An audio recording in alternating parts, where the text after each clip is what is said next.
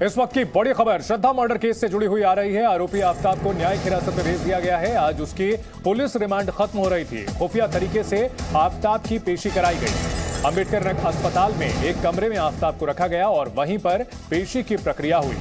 Media और आम लोगों से आफ्ताब को दिल्ली पुलिस ने दूर रखा। सुबह 10 बजे आफ्ताब को दिल्ली के अंबेडकर अस्पताल ले जाया गया और उसका मेडिकल करवाया गया।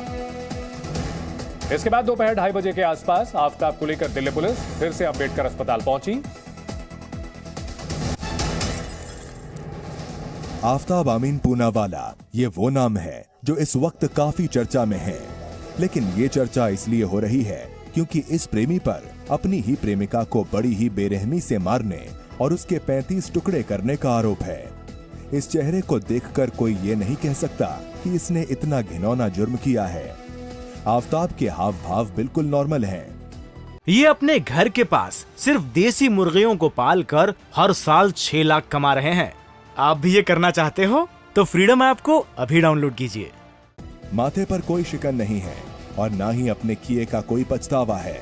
पुलिस आफ्ताब की गिरफ्तारी के बाद से ही लगातार ये कोशिश कर रही है कि किसी तरह इस चेहरे के पीछे छिपे हैवान का सच सामने आ सके।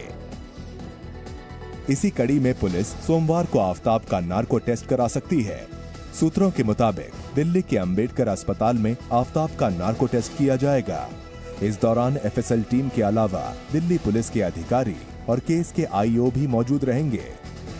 दिल्ली पुलिस को उम्मीद है कि आफ्ताब के नार्को टेस्ट के बाद उन सवालों के जवाब मिल जाएंगे जिनकी तलाश में वो पिछले कई दिनों से जुटी है।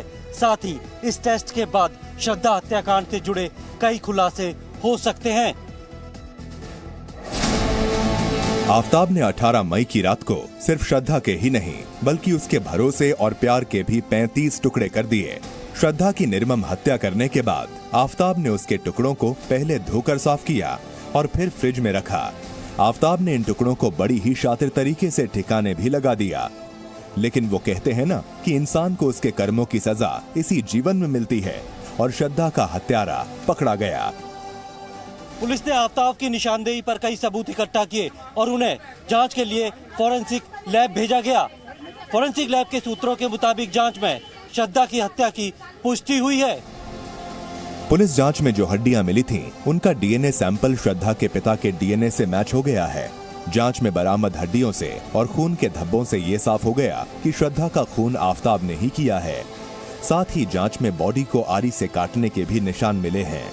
फॉरेंसिक टीम ने दिल्ली पुलिस को मौखिक जानकारी दे दी है, लेकिन पुलिस को अभी फॉरेंसिक की पूरी रिपोर्ट का इंतजार है, जिसमें कुछ वक्त लग सकता है। श्रद्धा हत्याकांड में पुलिस की तफ्तीश जारी है। दिल्ली पुलिस हर उस शख्स का बयान रिकॉर्ड करने की कोशिश कर रही है जो किसी भी तरह से श्रद्धा मर्डर केस से जुड़ा है, क्योंकि पुलिस वो कोई भी कड़ी नहीं छोड़ना चाहती जिससे श्रद्धा को इंसाफ मिल सके।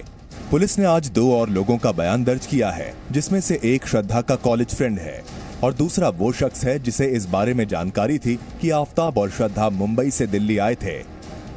इससे पहले शुक्रवार को श्रद्धा और आफ्ताब के 2 दोस्तों के बयान साकेत कोर्ट में कराए गए हैं। ये बयान धारा 164 के तहत दर्ज किए गए हैं। दोनों ने अपने बयान में बताया कि आफ्ताब श्रद्धा को मारता पीटता था और जान से मारने की धमकी देता था। वहीं दिल्ली पुलिस ने मुंबई के मानिकपुर क्राइम ब्रांच में श्रद्धा के दोस्त रजत शुक्ला से भी पूछताछ की थी, जो मेडिकल कॉलेज में श्रद्धा का क्लासमेट था। श्रद्धा मर्डर केस में पुलिस अब तक 20 लोगों के स्टेटमेंट रिकॉर्ड कर चुकी है। हर पूछताछ में पुलिस को कुछ अहम जानकारियां मिल रही है, लेकिन अभी भी कुछ ऐसे सवाल है जिसके जवाब पुलिस को नहीं मिल पाए हैं।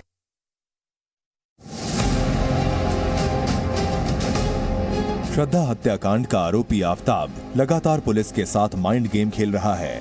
वो लगातार पुलिस को गुमराह कर रहा है, जिससे पुलिस के सामने श्रद्धा हत्याकांड का सच सामने लाने में काफी परेशानी हो रही है। ऐसे में आफ्ताब का 3 बार पॉलीग्राफ टेस्ट किया जा चुका है। उससे करीब 19 घंटे तक पूछताछ की गई है। इस दौरान आफ्ताब से करीब 40 सवाल पूछे गए, लेकिन आफ्ताब ने अब तक इस हत्याकांड से जुड़ा सच नहीं बताया है। पहले आफ्ताब को बुखार आने की वजह से पॉलीग्राफ टेस्ट में देरी आई। शुक्रवार को टेस्ट के दौरान उसे कई बार छींक आई, जिससे उसके शरीर में लगे उपकरण हिल गए और सवाल जवाब की सही से रिकॉर्डिंग नहीं हो पाई। श्रद्धा से आफताब की मुलाकात डेटिंग ऐप पर हुई थी। डेटिंग ऐप के जरिए मुलाकात के बाद दोनों इतने नजदीक आ गए कि उन्होंने लिव इन में रहने का फैसला ले लिया। लेकिन उस वक्त श्रद्धा नहीं जानती थी कि उसका लिव इन पार्टनर ही कातिल निकलेगा। आपको जानकर हैरानी होगी कि श्रद्धा को मौत के घाट उतारने के बाद भी आफताब डेटिंग ऐप पर एक्टिव रहा।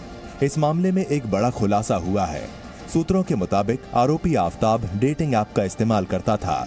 उसने डेटिंग ऐप से संपर्क में आई एक लड़की को अपने घर पर बुलाया था।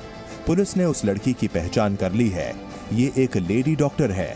आफताब ने श्रद्धा के शव के टुकड़े करने के बाद जब उसे फ्रिज में रखा था, उसी दौरान इस लेडी डॉक्टर को अपने घर बुलाया था। इस लड़की के बारे में पुलिस ने अब तक तो कोई जानकारी सार्वजनिक नहीं की, लेकिन पुलिस इस लड़की को इस केस में अहम कड़ी मानकर चल रही है। इस लड़की का आफताब के साथ क्या संबंध था, इसकी जांच पुलिस कर रही है। सूत्रों के मुताबिक आरोपी आफताब श्रद्धा से पहले 4 और लड़कियों को डेट कर चुका था। आफताब ने जिन 4 लड़कियों को डेट किया था वो सभी हिंदू धर्म की थीं और मुंबई में रहती थीं। महाराष्ट्र पुलिस 2 लड़कियों का पता लगा चुकी है और उनसे संपर्क किया है। साथ ही 2 और लड़कियों के बारे में पता लगाया जा रहा है।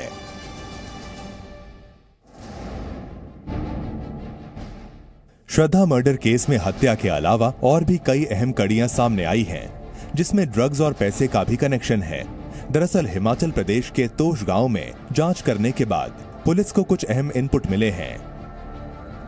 तोश गांव में सबसे ज्यादा चरस बेची जाती है। पुलिस इस बात की पड़ताल में लगी है कि कहीं आफताब कोई बड़ा ड्रग सिंडिकेट तो नहीं खड़ा कर रहा था। उसके मोबाइल फोन में कई ऐसे लोगों के नंबर मिले हैं जिनके तार ड्रग सिंडिकेट से जुड़े हुए हैं। ये अपने घर के पास सिर्फ देसी मुर्गियों को पाल कर हर साल 6 लाख कमा रहे हैं। आप भी ये करना चाहते हो तो फ्रीडम ऐप को अभी डाउनलोड कीजिए।